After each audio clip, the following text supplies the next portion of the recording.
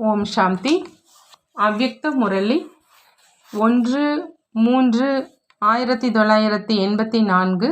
அவ்யக்த பாப்தாதா, மதுபன். ஒன்றின் கணக்கு. இன்றைய முரளியின் தலைப்பு ஒன்றின் கணக்கு. இன்று பாப்தாதா அனைத்து சகஜ யோகி, நிரந்தர சகயோகி குழந்தைகளை பார்த்து மகிழ்ச்சி அடைஞ்சிட்டு இருக்கிறார். அனைத்து பக்கங்களில் இருந்தும் வந்திருக்கும் தந்தையின் குழந்தைகள் ஒரு பலம், ஒருவர் மேல் உள்ள நம்பிக்கை, ஒரு வழி, ஒருவரினுடைய ரசனை, ஒருவரை மட்டும் மகிமை பாடக்கூடிய, ஒருவருடன் மட்டும் அனைத்து உறவுகளை வைத்து நடத்து கொள்ளும், ஒருவருடன் எப்பொழுதும் இருக்கக்கூடிய ஒரே பிரபு பரிவாரத்தின் ஒரு லட்சியம், ஒரே லட்சணம், அனைவரையும் ஒரே ஒரு சுப மற்றும் சிரேஷ்ட பாவனையோடு பார்க்கக்கூடிய, அனைவரையும் ஒரே ஒரு சிரேஷ்ட நல் விருப்பங்களினால் எப்பொழுதும் உயரை பறக்க செய்யக்கூடிய, ஒரே உலகம், ஒரே உலகத்தில் அனைத்து பிராப்தியையும் அனுபவம் செய்யக்கூடிய, கண்கள் திறந்தவுடனேயே ஒரு பாபா, ஒவ்வொரு காரியம் செய்யும் பொழுதும் ஒரு துணைவன் பாபா, தினத்தை முடிவு செய்து கர்மயோகா மற்றும் சேவையின் காரியத்தை முடிச்சிட்டு ஒருவருடைய அன்பில் ஐக்கியமாகிடுறாங்க. ஒருவருடன் அன்பில் ஐக்கியமாகி இருப்பவராக ஆகிடுறாங்க. அதாவது ஒருவரினுடைய அன்புங்கிற மடியில் நிரம்பிடுறாங்க. இரவையும் பகலையும் ஒரே ஒருவரோடு அனைத்து தினசரி நடவடிக்கைகளையும் செய்து கழிக்கிறாங்க. சேவனுடைய சம்பந்தத்தில் வந்து கொண்டு, பரிவாரத்தினுடைய சம்பந்தத்தில் வந்து கொண்டே பலரிலும் ஒருவரை பார்க்குறாங்க. ஒரு தந்தையினுடைய பரிவாரம், ஒரு தந்தை சேவைக்காக என்னை பொறுப்பாளர் ஆக்கியிருக்கிறார். இதே விதி மூலம் பலரது சம்பந்தம் தொடர்பில் வந்துக்கிட்டே அநேகர்களிலும் ஒருவரை பார்க்குறாங்க. பிராமண வாழ்க்கையில் கதாநாயக பாத்திரம் ஏற்று செய்பவராக ஆகும் வாழ்க்கையில், மதிப்புடன் தேர்ச்சி அடைபவராக ஆகும் வாழ்க்கையில் கற்றுக்கொள்ள வேண்டும் அப்படின்னா கற்றுக்கொள்ளணும். ஒன்றினுடைய கணக்கு ஒருவரை தெரிந்ததா, அதாவது ஒருவரை தெரிந்தார் என்றால் அனைத்தையும் தெரிந்து கொண்டார், அனைத்தையும் அடைந்தார். ஒன்றை எழுதுவது, கற்றுக்கொள்வது, நினைவு செய்வது அனைத்தையும் விட சரளமானது, சகஜமானது. 3-5 பேர்களுடைய விஷயத்தை பேசாதே, ஒருவருடைய விஷயத்தை பேசு அப்படிங்கிற பழமொழியும் பாரதத்தில் இருக்குது. 3-5 விஷயங்கள் கடினமாக இருக்கும். ஒருவரை நினைவு செய்வது, ஒருவரை தெரிந்து கொள்வது மிக சுலபம். அந்த மாதிரி இங்கு என்ன கற்றுக்கொள்றீங்க? ஒன்றுதான் கற்றுக்கொள்றீங்க இல்லையா? ஒருவரில் தான் அனைத்தும் நிரம்பி இருக்குது. ஆகினால பாப்தாதாவும் ஒருவருடைய சகஜ வழியை தான் கூறுகிறார்.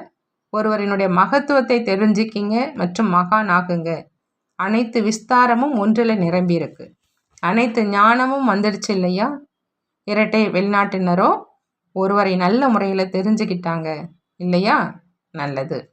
இன்று வந்திருக்கும் குழந்தைகளுக்கு மரியாதை கொடுப்பதற்காக, வரவேற்பு செய்வதற்காக மட்டும் ஒருவரின் கணக்கை கூறிட்டோம் அப்படின்னு பாபா சொல்கிறாங்க.